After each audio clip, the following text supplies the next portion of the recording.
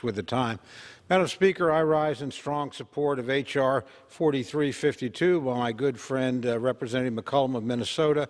I'm proud to co-sponsor that legislation. The legislation amends the Indian Reorganization Act of 1934 and reaffirms the right of the Secretary of the Interior to place land into trust for federally recognized Indian tribes. Madam Speaker, as I'm sure most people in this House know, the history of the relationship between the United States and Indian tribes isn't something to always be proud of.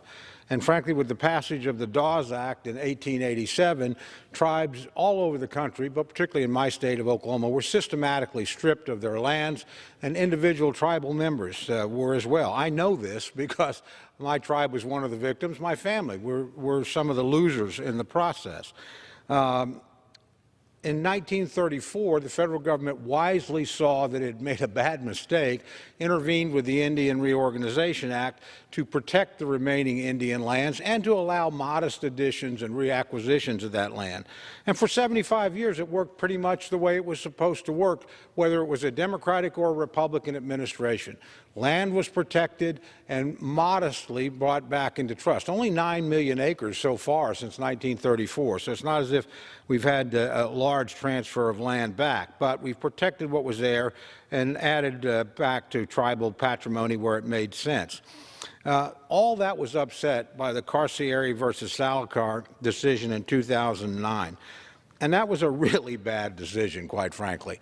And it did, as my friends from New Mexico and Minnesota both pointed out, upset the balance, create a two-tiered system, and penalize tribes that had not been federally recognized in 1934.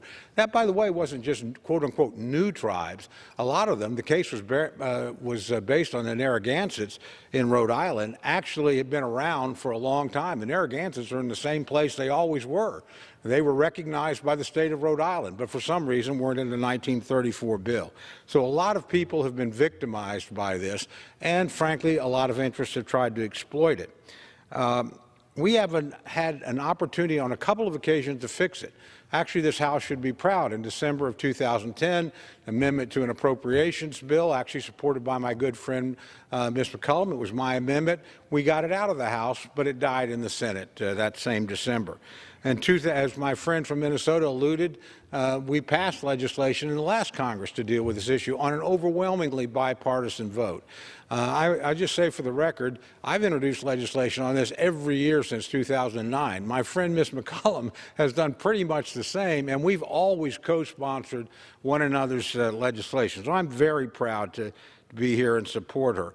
I urge passage of this bill. It's a matter of justice for the tribes, but it's also a matter of equity and a matter of, frankly, legislative convenience.